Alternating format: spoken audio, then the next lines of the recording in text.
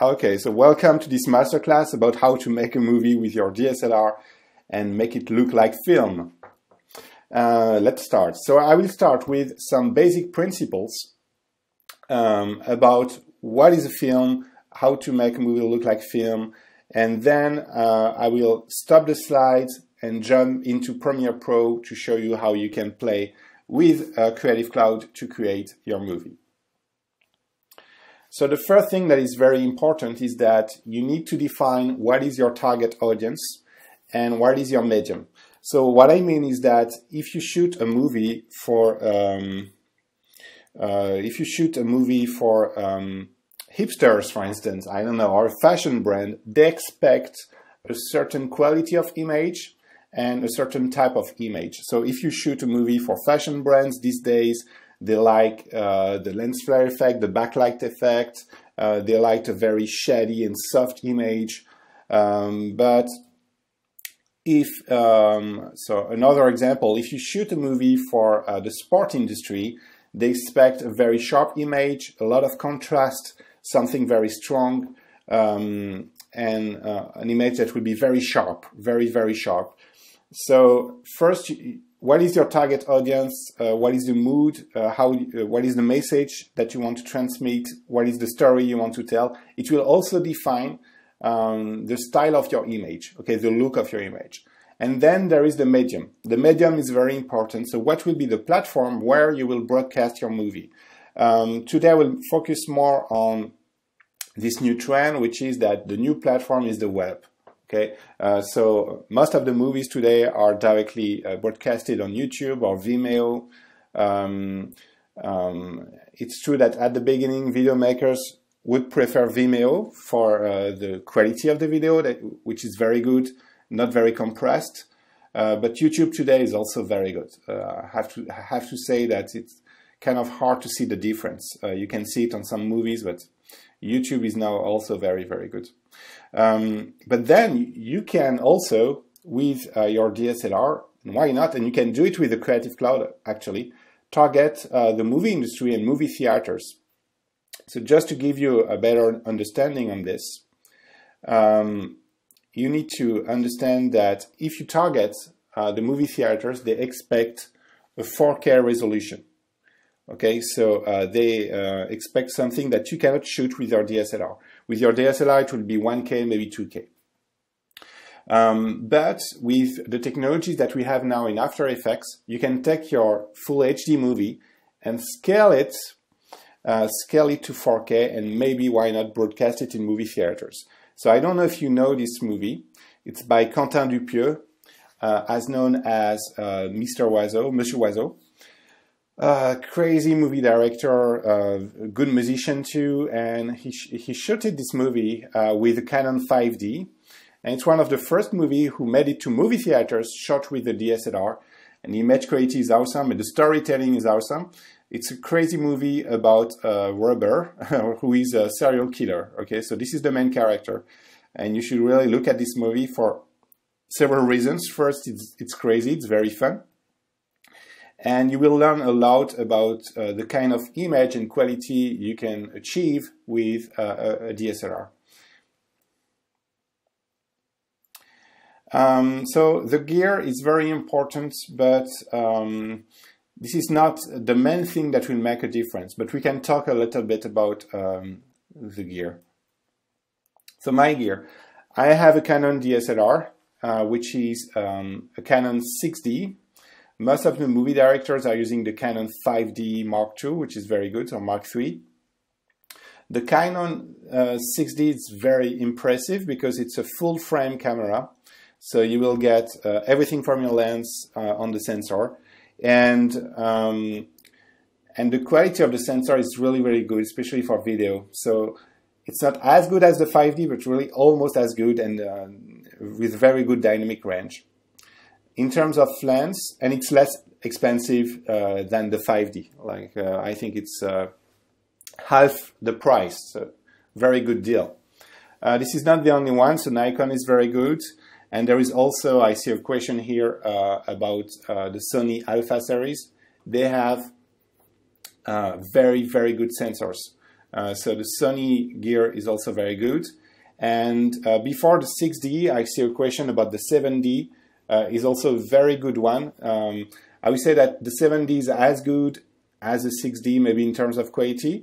The only concern I have with the 7D is that it's not full frame, which is not a big issue, but for some lenses, it's good also to have a full frame. It's, at the end, you have a sharper image with full frame, and you can express yourself a lot of way better. So I see a lot of questions about about the gear. So some questions about Lumix. So actually I shot some movies with a Lumix. I think it was maybe the GH4. I don't remember. Lumix is very good. It also depends on the lens, but with the lenses. But with the Lumix, you can buy very good lenses. I have one which is the Olympus. It's the 18mm 1.7 that works on the Lumix, and it's magical. Very, very good image, very sharp. And then some questions about okay, the 70D is very good. I've been also using something that was what was the name? In the US, it's the T2i Rebel.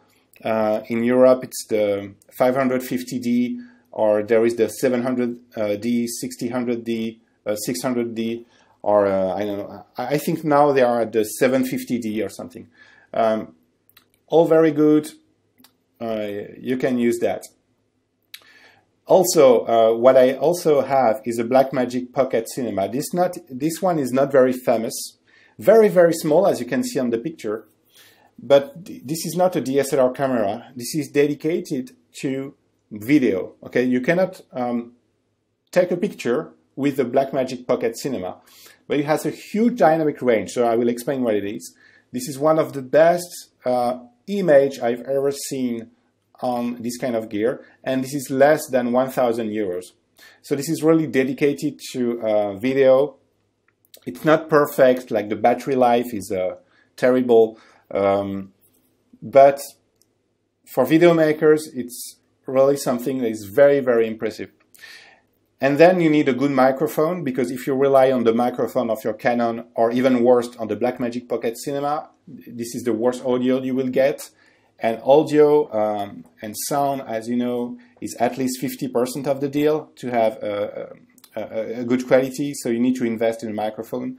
I like the Zoom series, like the H2N, H4N, and so yeah, this is something very affordable, less than 100 euros, and the quality is awesome. You need to master the sound afterwards. In Audition, I can show you how during the demonstration. So I will take some questions. So yes, T3i is 600D, thank you. Then you have, yeah, so Canon also has the series for video that is very good, but more expensive, so I won't cover this. Good point with the microphone, thank you. So yeah, so I have to moderate your message, okay. So Magic Lantern, I will talk about it later. Question about Nikon, yeah. Nikon is good too, but again, I mean, the body of the camera is very important, but the lens makes everything. You can have the best body, but with a crappy lens. But the opposite is not true. You can have a so-so body, such as a 500D, but with a very good lens, you can have very good quality. Okay, I will try to moderate everything. Okay, so there is a good question about audio. The question is, do I redirect directly the sound of the audio in the camera as I shoot it? No, okay, not with the zoom, but this is something. I also have another microphone. I forgot, it's not a Sennheiser, but something like this, that I can directly plug to the camera. But I like to have two different tracks, actually. Because sometimes you want to put the microphone but not in the direction of the camera, so you can have weird configuration. Okay, so I will talk about the lens, and just I want to explain what has changed with the rise of the DSLR cameras. So first, the apparition of depth of field. This is something that was very hard to achieve before DSLR's camera. You had to invest in a very expensive camera to have depth of field, which means a blurry background. I remember the XL10 I was using in 2000. We had to cheat with the zoom to get depth of field, and we cannot change the lens. It was a fixed lens, and the camera was about I don't know, 6,000 euros maybe. So DSLR cameras, I mean the Canon 5D was really a game changer, and Canon actually didn't realize that. So it's a movie director named Vincent Laforêt who realized that, oh, there is this video feature, and he convinced Canon to shoot a movie during a weekend with the prototype of the Canon 5D. And when Canon saw the movie 2 days after, they realized that there was an opportunity for them. But first it was just, just to make a video. They didn't realize that they could achieve this quality, this photographical aspect with a DSLR camera.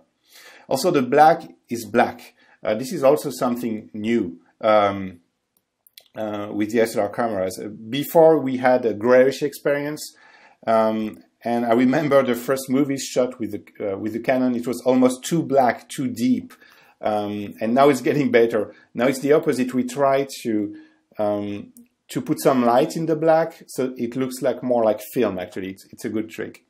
Then you have all the photography settings. You can play with the aperture. You can play with the shutter speed. You can switch lenses. You can mix your movie. You can add some GoPro footage, iPhone footage. That's the beauty of this new generation of movies. But we want to achieve a film look. So first you need to master your DSLR camera, and you need to master the aperture, because this is really what makes a difference. You don't abuse this. So if you use depth of field, like this picture on the left here with the aperture, you need to pay attention that this is because you want to focus on a specific detail. Okay, if you abuse it, it will be bad. Okay, and sometimes it's not necessarily. So in this other footage at the bottom, I have an aperture of 8 because I want to get details from the background. I want to see the plants, and I want to see Valentin on the first shot. So you have to master your depth of field, but also it tells you that if you don't have a good lens with an aperture that goes below 4, then it will be very hard to get a film look and to get enough freedom to express yourself. And by default, when you buy a DSLR camera, usually you have a cheap lens with an aperture of 3 or 4, which is not good enough. You should get something that goes at least below 2.8, okay, or 2.8. So if you use Canon, there is a very good one, which is the Canon 1.8, very cheap, something around 200 euros. There is the Canon 50mm also. So 50mm 1.8. There is also the Canon 50mm 1.4, which is around 400 euros, which is one of the best lenses you will get. And then you have to invest if you want to zoom or so it's cheaper and as good if you invest in a Sigma lens, maybe Tamron, but if you can afford a Canon lens, they are the best. Okay, so I will just take some questions on this. One question is about the duration of this masterclass. Is just a 1 hour masterclass, okay? Don't worry, we will stop after 1 hour or so. What is the correct shutter speed and ISO settings? I will talk about it later. How do you control the focus? I will talk about it later. Okay, L series f4. Okay, it can be good. This lens with the f4 can be good for outside shots, but it will be very hard to get some depth of field, although there is a very powerful zoom. So maybe if you zoom, you will get something. And yeah, also the 85mm 1.8. I don't know this one, but it looks very good.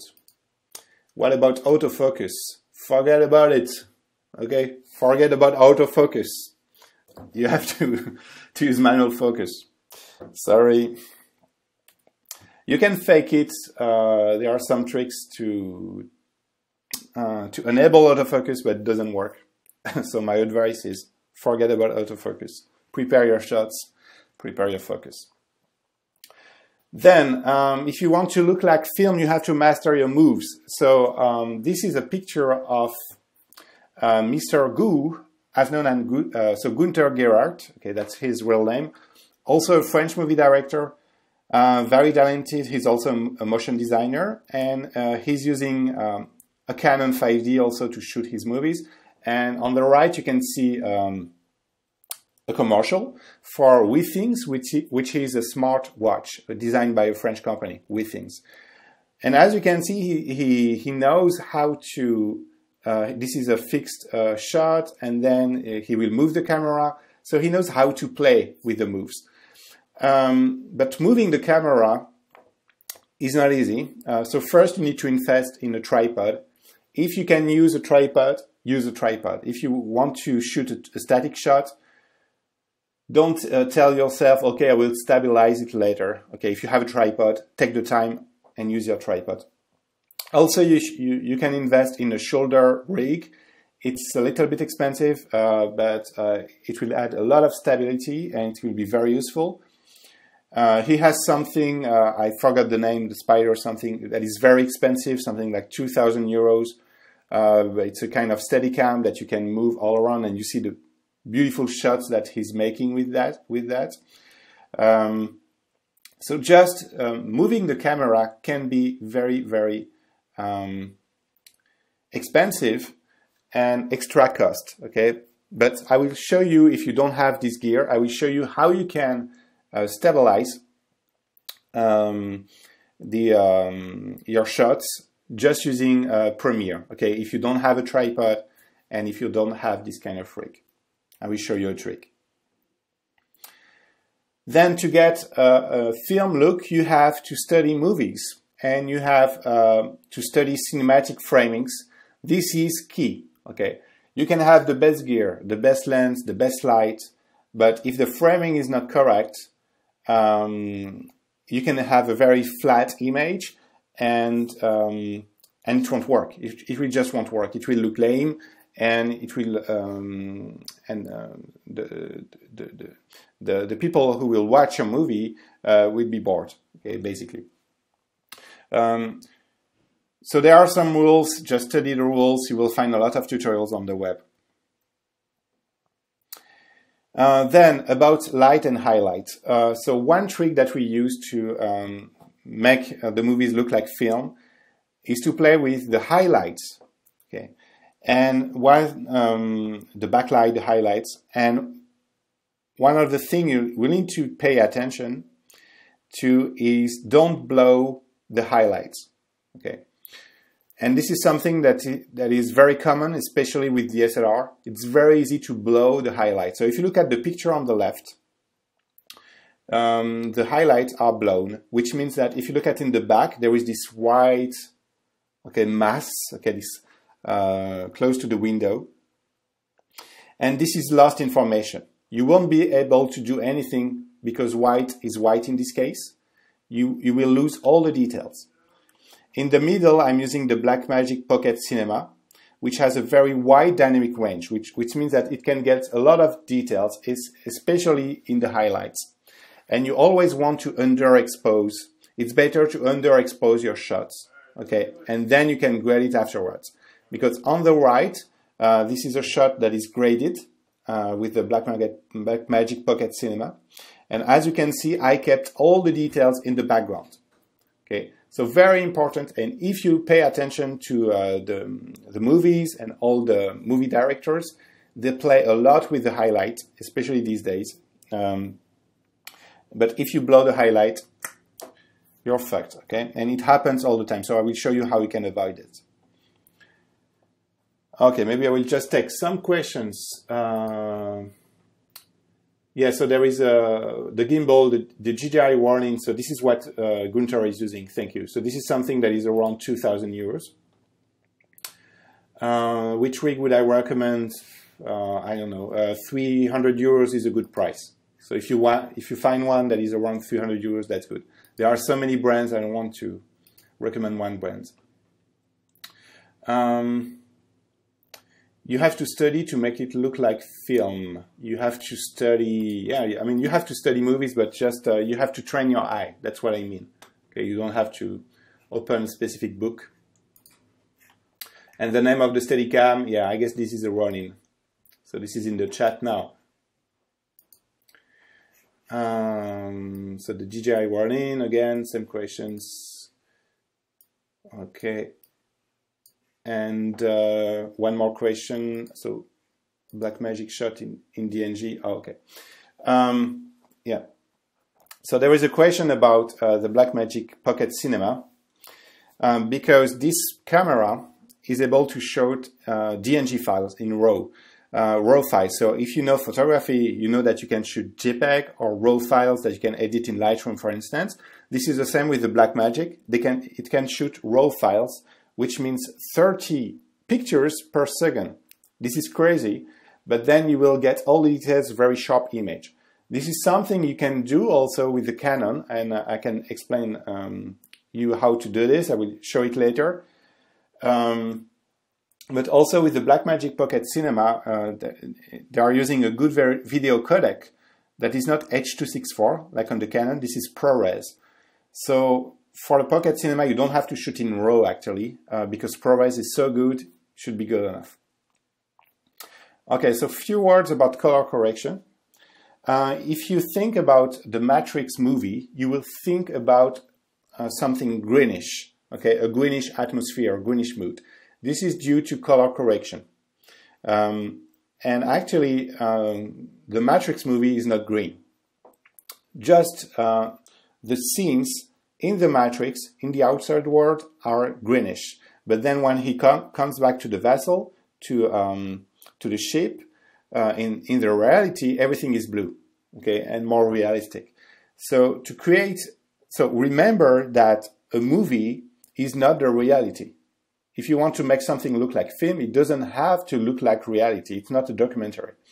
So and the more you will add, you will distort reality, the more it will activate the imagination and look like film, actually. So remember that we are not trying to reproduce what is real. We are trying to tell a story and activate the imagination. So color correction is very trendy today because we can now shoot what I call a flat picture. So if you look at the picture on the left in the middle, this is a flat picture that comes out directly, in this case, a RAID 4K camera that you can use in the movie industry. Okay, this is a professional camera. So very flat, everything looks gray. It looks like there is no contrast, no saturation. And then you add color grading, and you get this kind of picture styles at the bottom. So how does it work, and why is it so flat? This is because in your DSLR camera, it's exactly the same. The sensor will get information. It will be very flat, actually. But the Canon DSLR will fake it, so we'll add some contrast using the software, the firmware, and we'll add saturation to make it look like the reality. But this is not what we want, because we shoot a movie. We just want to get all the details, all the information that will go to the sensor of the camera. So this is why we want a flat image. The Blackmagic Pocket Cinema will by default produce a flat image, okay? So if you look at the movie on the right, there are four moods, okay? The first one is now. This is the flat image coming from the camera. This is just graded, adding some contrast and saturation. And then I can play to have a sunset atmosphere or a very cold atmosphere, just shifting the mid-tone to something warm or something cold. So this is how you create an atmosphere, just playing with colors. Okay, it's very important. And I will show you how you can do it in Premiere during the demonstrations. So some questions about ProRes. This is just a codec, that is different from H.264. H.264 is a common codec that will be used by Canon and a lot of gears and also a lot of software. But But yes, ProRes is much better. Unfortunately, Canon is not able to encode the videos using ProRes. Okay, I'm just looking for ProRes doesn't mean more dynamic range. Okay, it's just a compression. It's just a video codec that is a better quality. How do you make the colors come alive in the lower picture? So I will show you how you can make the colors come alive in Premiere. And if you shoot at night, then what's good lighting? Okay, if you want to shoot at night, first it's very risky. So most of the time in the movie industry, you will shoot not during the day, but you will add some light and then color grade to pretend that this is during the night. Or you have a very good Canon camera, such as the 5D Mark III, and you can move up the ISO to, I don't know, 3200, and you will get some grain, but it can look okay. But it's very hard to shoot at night. Okay, so the settings. So you have your camera, but what are the settings? So to get a flat image, so you understand now that we want to take the best quality from the sensor. So Technicolor is a company that has a profile called CineStyle that you can install and load on your Canon DSLR camera. So this is something you have to download from the Technicolor website. Once it's downloaded, these are the settings of Vincent Laforêt, who is the master when it comes to shoot movies with a Canon. And you go inside the settings of your Canon, you don't move the sharpness, okay, keep it to 0. Then you lower the contrast because you don't want your camera to add contrast. You lower the saturation because by default Canon will saturate your image. And then to get something that really looks like the professional movie cameras, you can choose one of these ISO settings, and it has to be a factor of 160. So you can use 160, 320. And if it's not by default in your camera, I will show you how you can activate these settings. And also a shutter speed at 50. It's really if you need to make it look like movies when it comes to motion blur. So if you look at a movie in a movie theater with the classic professional movie cameras, and if there is a move, you will see the motion blur. You will see that when someone is moving, this is not sharp, this is not perfect. And these settings, there is a question here, are only for video, okay? It doesn't apply for photography. It doesn't make any sense actually for photography. You can try, it will work, but it doesn't make any sense. So if you look at movies, if it's too sharp, if it's too perfect, it doesn't look like a movie. And I'm pretty sure you have all watched the movie The Hobbit that has been shot with 48 frames per second, a very sharp image, and it was very disturbing. It looked a little bit like TV, and this is not what we like, okay? Because again, we are not shooting something for the TV news. We don't want to be realistic. We want to activate the imagination. So we need some motion blur. So this is why the shutter speed at 50 is the closest to what you can do with the movie industry. So how can you easily activate all these settings? This is installing Magic Lantern on your Canon DSLR. So Magic Lantern is a firmware, okay? Actually, it has been recently approved by Canon, so there is no risk, okay? It's very easy. It takes 5 minutes to install it, and it will add features and menus to your Canon. It will be a brand new Canon camera with a lot of more settings to shoot videos. So for instance, you will get all the ISO that I was showing, but also if you look at the picture of the cat on the right, it will show you what is in focus. So it will add dots, in this case yellow dots on the pictures, to show you what is in focus. So that's why you don't need autofocus. You can just play with the focus and you will see in real time as you shoot the movie what is in focus. Also, you remember we don't want to blow the highlights. So there is a zebra function that is on all professional cameras, but not on the Canon DSLR by default. And you can activate the zebras, and you will see that if you blow the highlight, you will see these stripes on the image. Okay. And there are a lot of features. So if you have a Canon, install Magic Lantern. It will change your life. If you have the Blackmagic Pocket Cinema, everything is inside. You have the focus peaks, you have the zebras. It has been designed to shoot videos, so you don't have to do anything. So understand that 80% of the job is in storytelling, light, move, framing, the gear, the quality of your lens, and then there is software. Okay, so I will show you now in Premiere how you can make a movie, and I will give you some tips. First, I'm looking at some questions. Okay, focus techniques. So focus techniques, just use the focus picks. This is the best way. And of course, if you want to do the focus, first you zoom in. Using, with Magic Lantern, there is a feature called the Magic Zoom that will zoom by 4, and then you can make the focus even when you shoot the video.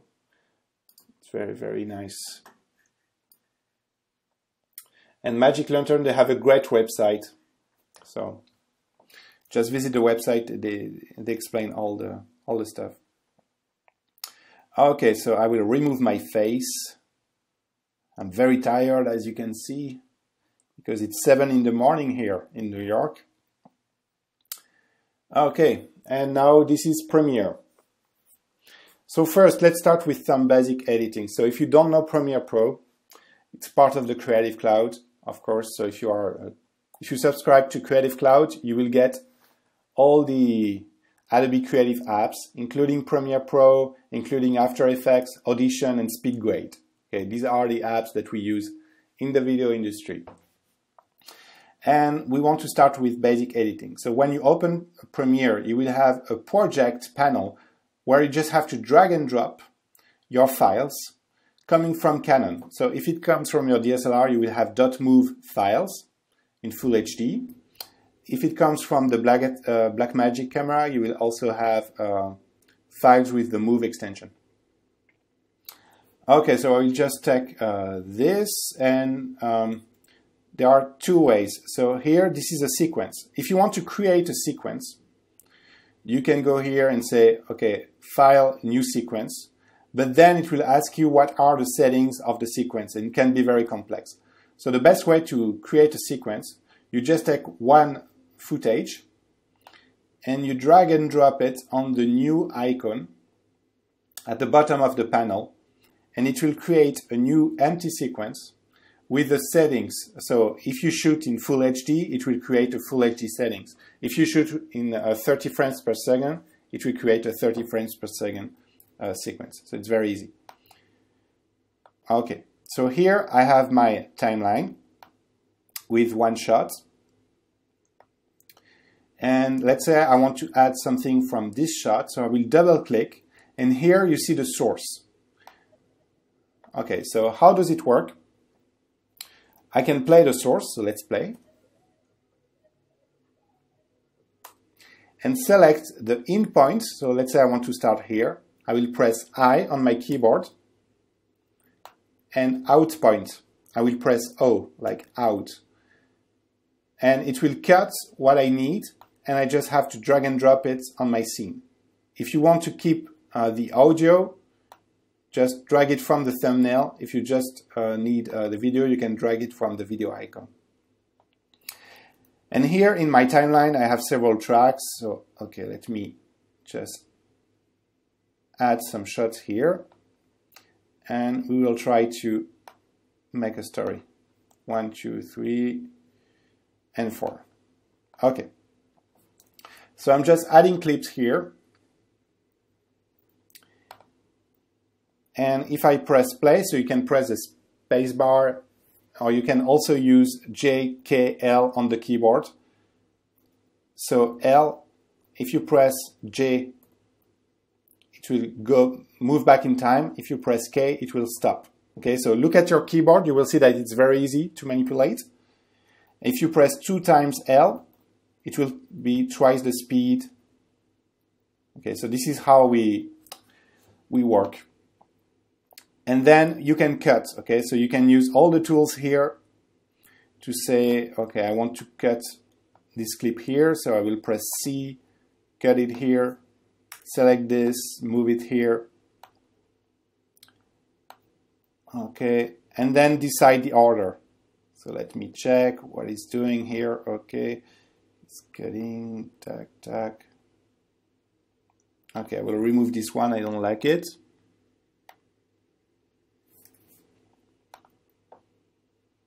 And then you follow the playhead. Okay, so this is the basic rules of editing. Very, very easy with Premiere. Very easy to understand, you just have layers. If you want to add a basic transition, you just select the clip, and here in Effects, you will have a lot of effects. So starting with the video effects. So if you are not happy with the brightness and the contrast, you can use the search field here and say, okay, I want to add brightness and contrast. So if your clip is selected in the timeline, you just have to double click. And then you have the effects control. So for this clip, I have brightness and contrast, and I can play with the brightness and the contrast. And this is also in effects that you will find the transitions. So the classic one is the cross dissolve that you just have to drag and drop on your clip. And here, I guess you can see it, this is the duration of the transition.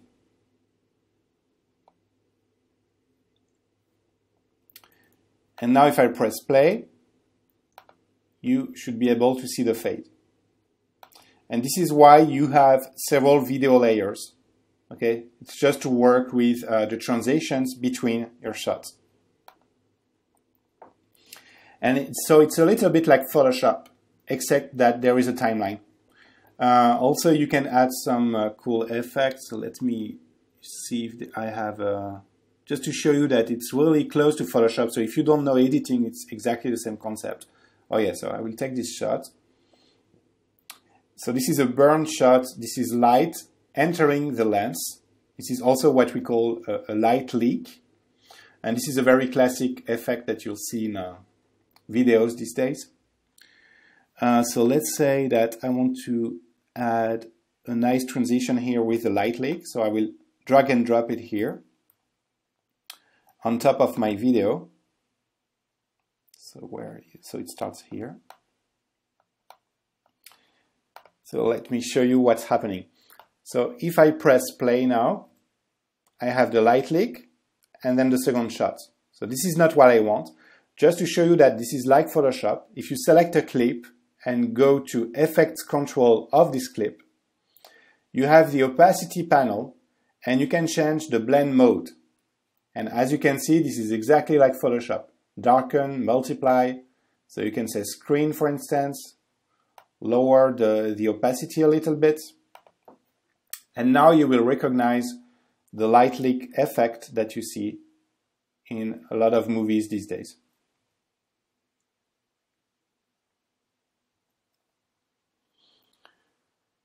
Okay, so basically this is editing in Premiere, very easy. And what is really cool is that you can combine shots from your Canon, but shots from your iPhone, a GoPro.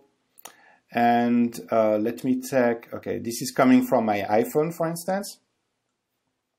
Okay, I don't need everything, so I will just cut a small piece, put it here. And you see here that I have a problem, is that the shot with the video from my iPhone is in 720p, when my video, my sequence is in 1080p. So what I can do is that I can right click and say scale to frame size. Okay, this is a very cool feature that will just scale. So of course I will lose some quality, but it will automatically scale the video to match with the frame size. So you have a lot of tools in in Premiere to be very, very productive, very efficient.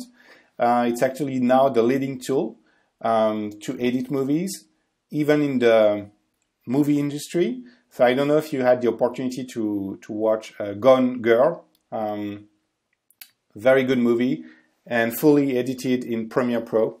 And they were working with 6K shots. So amazing, and you get amazing performance. You can edit in real time with Premiere, which is very, very good. But now I want to give you some tricks, because I'm not here to teach you how to edit movies.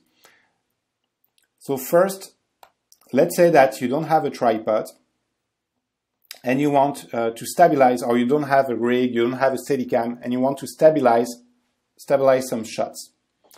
So here, this is a shot on the right of a plant.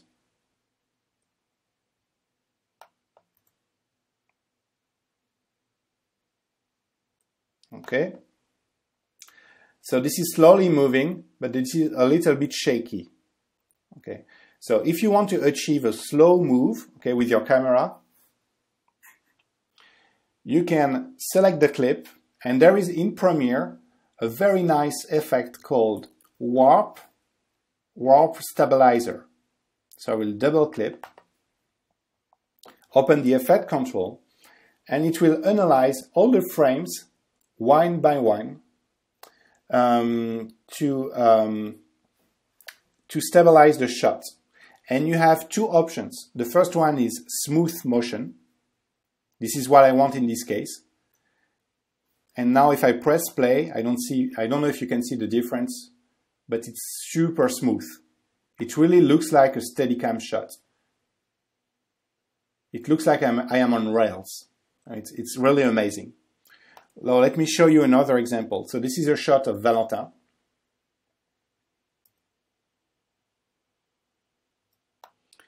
And it's a little bit shaky because I was shooting in a place where I couldn't bring my tripod.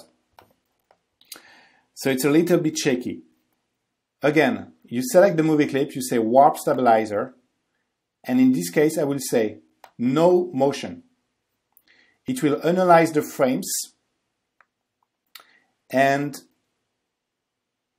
you will really get a shot that is really, really good without any motion, as if I was using a tripod. And it's perfect, like nothing is moving in the background. It's really amazing. So there are some settings here, but basically, yeah, you should really trust the warp stabilizer. Let me show you a completely different example. Here, okay, I'm shooting something in the street, shaky, and I want to stabilize it. Okay, nothing is moving. It looks like I have a tripod. Here I'm following someone, so this is crazy. I'm following the guy, and looks how this is stabilized. Boom. It looks like a Steadicam. So it doesn't work all the time. Okay, it really depends on the zoom. It depends on the shot, the contrast that you have in the image. But you can really achieve great results just within Premiere Pro using the warp stabilizer. It used to be a technology only available in After Effects, but now it's directly available. It's still in After Effects, but it's directly available in Premiere. Okay, so just looking at some questions. So denoising, yeah, there is a denoiser in Premiere, but usually you want to use some plugins to do that. But in Premiere, it's good. There is a good one in After Effects too. What aspect ratio do you use? 16:9, and in 1080p. So in terms of pixels, it's a 1920 by 1080. Okay, so warp stabilizer, very good. Then grading. As you can see, my shot is very, very flat, very gray. This is not what I want. So we will see several techniques to grade this shot. if you are a professional digital colorist or grader, you can now say File, direct link to Adobe SpeedGrade, which is a professional tool to color grade movies. This is used in the movie industry. Like, this is very, very professional. So it will send my sequence to SpeedGrade, and as you can see, I will keep everything, all my shots, even the transitions, directly in SpeedGrade, and now I can start working on the color grading. So let's say that I want to work on this shot. I will select the clip, and you have all the professional tools to grade your shots. Basically, usually what we say is that we use a camera patch. So we tell SpeedGrade, I've been using the Blackmagic Pocket Cinema. Here we go. And you can already see the difference. So this is before and this is after, just telling him that I am using the Blackmagic Pocket. Then you have also some by default cinematic looks, such as Blue Intense. Okay, now it looks like a Michael Bay movie, Michael Mann movie, or Gold Heat, more like a Western movie. Or you can directly play with the wheels of colors and say that overall I want to increase the contrast. Okay, move the offset a little bit, play with the shadows and maybe make it warmer or shift it to something cold. So this is really something where usually in grading we play with the shadows, midtones and highlights to give the mood. There are also some funny tricks I won't explain, but with SpeedGrade what you can also do is load a picture. It can be just a picture, okay, coming from a different movie, and say, analyze the picture of Indiana Jones, and I want the same look on my movie, okay? And it will analyze the green in the picture, in the background, how the red is saturated, etc., to apply the look on the movie, okay? It doesn't work all the time, but it's kind of funny to see that you have this freedom available. Also, what is very powerful with SpeedGrade, this is why this is used by professionals, is that you can have two playheads.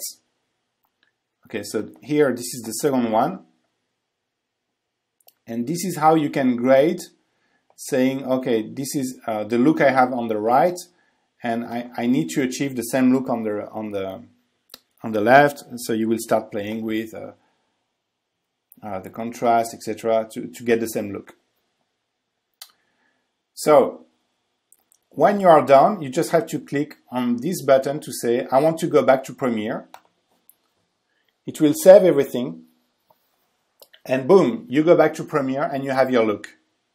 Okay. So this is if you want really to invest sometimes in grading, you can learn SpeedGrade. But now I will show you other techniques that are easier if you don't want to learn SpeedGrade. Okay, because this is really a professional tool. So first, let's say that you want to give the same look to all these shots. So you don't want to add the settings to one clip and copy paste the settings. So what you want to do is create a new adjustment layer,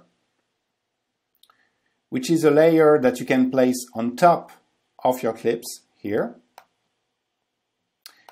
And say, and if you add an effect here, it will be applied to all the clips below the layer. So it's very, very useful. So of course you can play with the effects, play with the levels, for instance. Okay, so okay, I'm just playing with the levels here, as you would do in Photoshop. But also you can apply looks that you can find on the web, or that are directly in Premiere. So there is a lumetry, okay, which is a look defined by someone else. that will define the mood of your picture, the style of your picture. So if I double click, and I can load a look that I have found on the web, and here we go. I've already have something that is very different, beautiful. So this is after the Lumetri and before. So this is the flat image, and this is the look. And then you can adjust, you can also add some looks. So if you have in Premiere the temperature looks. So if you want something that is warmer, you can say, okay, I want to warm overall, and you can apply it several times, and it should become warmer and warmer. Okay, so this is something you can do. What is good with an adjustment layer is that you can play with the opacity and say, I want to apply this look, but not at 100%, but maybe at 80%, etc., etc. So this is very nice, but we have just unveiled 1 week ago something that will be new in the next release of Premiere very, very soon. And I want to show you what it is.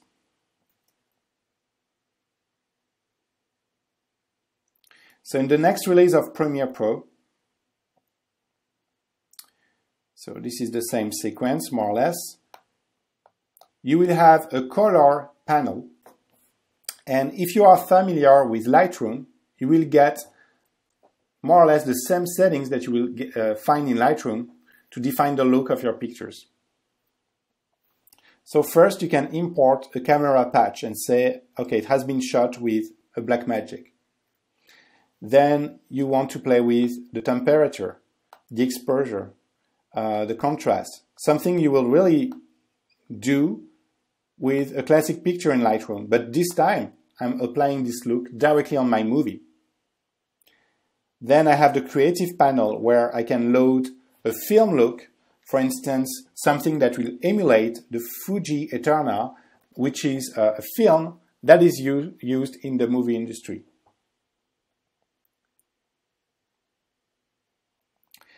And I can play with the intensity of my look. There is also the faded film, which is very useful because, as I said, you don't want the black to be fully black, just a little bit gray, like this, to make it look like film.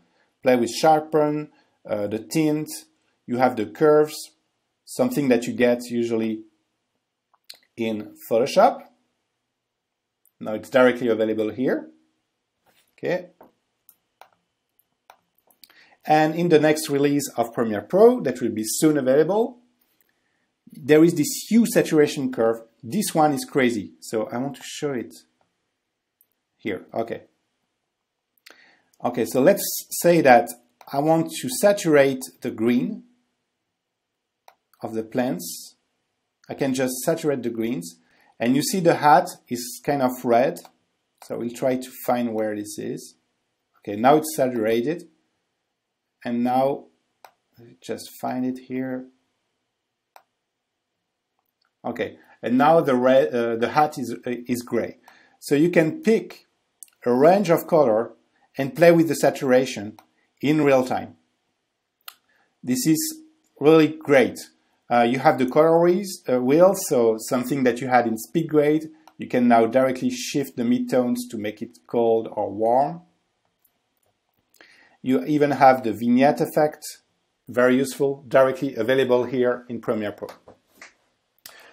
So this is amazing. This is what's coming in the next release of Premiere, and it will be very helpful to create a film look. Okay, we just take some questions. So any tips on steadying capture? So if you do it afterwards, you just need to use the warp stabilizer. Twixtor for After Effects, yes, it's the best plugin to achieve slow motion. So yes, very expensive, but very good. Can we integrate VSCO effects in speed grade? No. VSCO are looks not for video, but for pictures. So it won't work. And the masterclass, yes, is recorded and will be available on the web on the Creative Cloud YouTube channel. Just one more thing I want to show you more tips. So here, let's say that in Premiere you want to add an effect on this shot. Let's say that I want to add a blurry halo. So I will add the fast blur effect on the clip. And I will blur, but as you can see, it will blur everything. So this is not good. But in Premiere now, you can say that you want to add a mask. Okay, so this is very useful for your shots. So you can say, I want to add a mask. And I don't want to blur my face, I want to blur what is outside. So I will invert the mask, expand it, add some feather, and here we go. So this is how you can blur everything except my face very quickly, directly from Premiere Pro. That's very nice. And sometimes you will need to track something, to track an object or... So here I will add the brightness and contrast effect. Okay. But I want to apply it just on his hand. So I will zoom in here. And again, add a mask.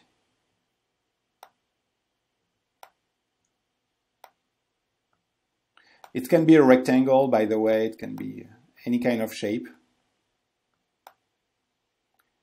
And we will follow his hand. But the hand is moving, as you can see. Okay? The hand is moving. So what you can do now in Premiere, when you apply a mask, is click here, okay, on this icon, to track the object. So it will track the hand in this case, on the go, add all the keyframes and apply the mask just on the hand. So it's very useful because if you don't have the good light and you want to track the face of someone to add some light, it will automatically work. So now if we look at, so maybe I can say that I want to invert it. Okay, let's do like this. If I press play, you see that it will follow the hand magically. So masking in Premiere is also something you need to learn. Can be very useful. Then audio. Just a few tricks about audio. So you remember that I told you that I am using a H2N microphone.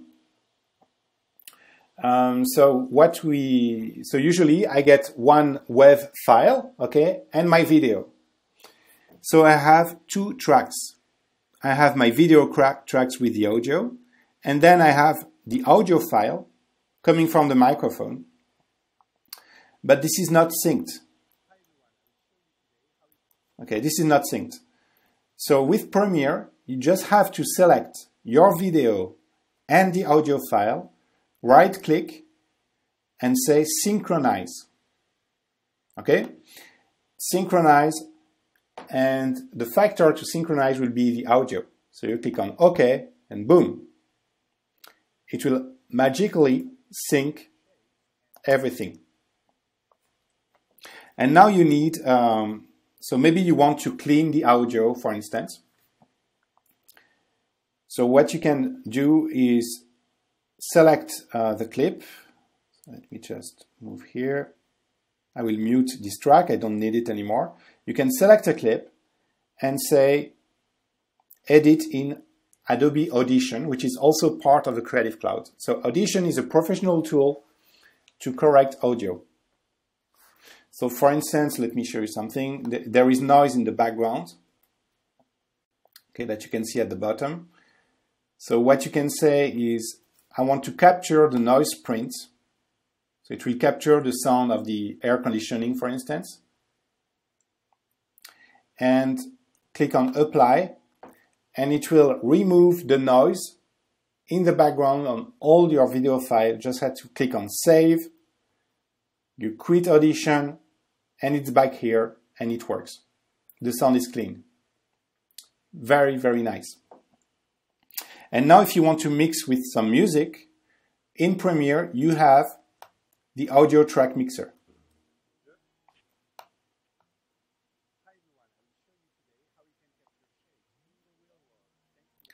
So you can play with the volume here, but you can also add some effects. So usually my trick, so what I do is that for the voice, on the track 2, which is the voice, I will add an amplitude and a compressor, the multi-band compressor. I will use the broadcast setting, lower the margin a little bit. And it should create a very, very strong voice. And then for the music,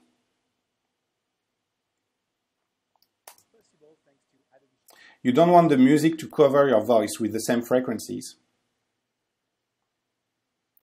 So what you will do is mastering, and in mastering you have make room for vocals. And this is where you can say, okay, when I speak, these are the frequencies I want to leave. Okay, so this is how you can mix, just to show you that there are many ways to have professional audio editing, also directly in Premiere. And then titles. So there are two ways to create titles. The first way is directly in Premiere. You say new title. Okay, it will generate a preview, and here you can say, okay, Valentin Petit. You can choose a font. It can be a typekit font, by the way. Okay, I can center it. You can also draw some shapes directly here. But you need to understand that this title becomes a clip and it becomes an image, actually. Okay, so this is something you can place directly on your timeline. Add a transition, such as a crossfade, and you will get the title. So this is the first way. If you want to get to create professional titles, then you should learn how to use After Effects just for titles. Okay, you don't have to create like crazy special effects, but for titles it can be good.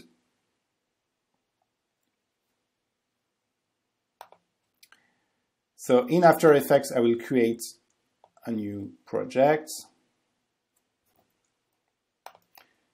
a new composition. I will call it Title Master. Okay, yeah, this is good.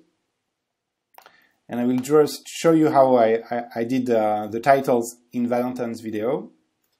So I'll just create a square here, just resize it. Okay, center it, and I will just create a text layer, and I will show you something very powerful that exists between After Effects and Premiere. Okay, so I will just center everything. Okay, so let's say that I want to add an effect. So I will use just this plugin just to make it quick. Okay. Just add an effect here on the square and an effect on the title. Okay, I don't want to teach you how to use After Effects, it's just to show you a great feature. So, okay, let's add this one. So now I have a basic animation here, and I want to use this title in my movie, in Premiere.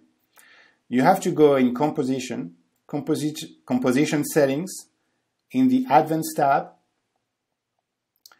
and check this box, Template, Unlock Text Layers Editable in Premiere Pro. Okay, you just check this box. Click on OK. I will save it on the desktop, Title Val. Okay, I just saved the project, okay? You don't have to export anything. Then you go back to Premiere Pro. I will drag and drop my project from the desktop to Premiere. Okay, I will select the composition in After Effects because there is only one. And now you can add the title directly in Premiere Pro. Okay, you keep the animation. But there is something better.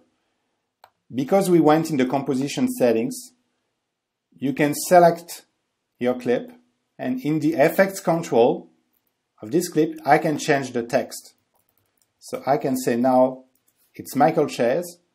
It will change the content of my title and keep the animation. So I can duplicate this clip.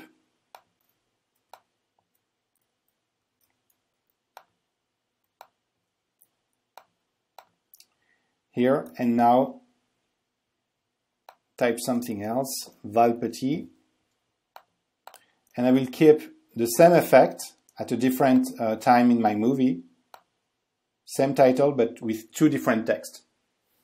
Very, very useful. And one last trick I wanted to talk about is slow motion. So by default, what I see in movies is that the issue that you will get with the Canon is that it will shoot in 30 frames per second. So if you want to change the speed and durations, there are two ways. Right click and select speed and duration and say you want to change the speed to 50%. But then you will miss some frames, so it won't be very smooth. It won't be a smooth slow motion. So there is the only way that you get is to open it in After Effects and use the time warp effect that will interpolate the missing frames. Okay, so it will create frames for you to have a smooth slow motion. So you have to use After Effects.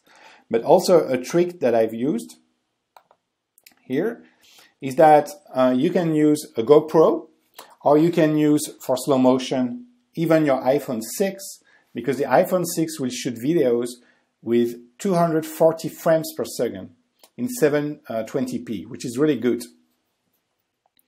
So here, if I play this iPhone 6 video in real time, this is good enough.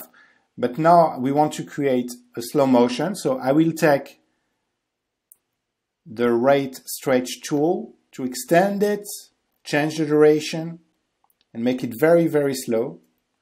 But it will still be very, very smooth. You will get all the frames. So this is, the iPhone 6 is pretty new, but this is a very good trick to have very good slow motion. Otherwise, you have to go to After Effects, use the time warp effect, or a plugin such as Twixtor. Okay, so these are a few tricks that I wanted to share with you. I will just take some questions here. Okay, so the video will be available for download. Yes, on YouTube. I will upload it today.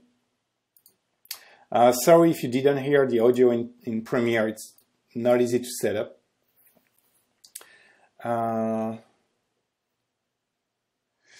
And the 5D Mark III with Magic Lantern DNG will be working in Premiere. I guess so, because I've already made some tests. I don't know for Magic Lantern and the WAR files. Maybe you have still to convert it, but pretty sure that will. If there is a way to make it happen, we will make it very soon. Is there any Magic Lantern version for Nikon? I'm not sure. I don't think so. And okay, how to make the slow motion in After Effects? Okay, I can show you very quickly. So if you take this clip and you want to make a slow motion, you just have to select the clip and say replace with After Effects composition. And there will be only two steps.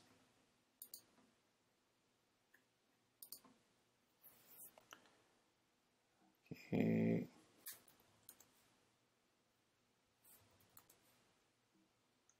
So first step, you right click your layer to say time.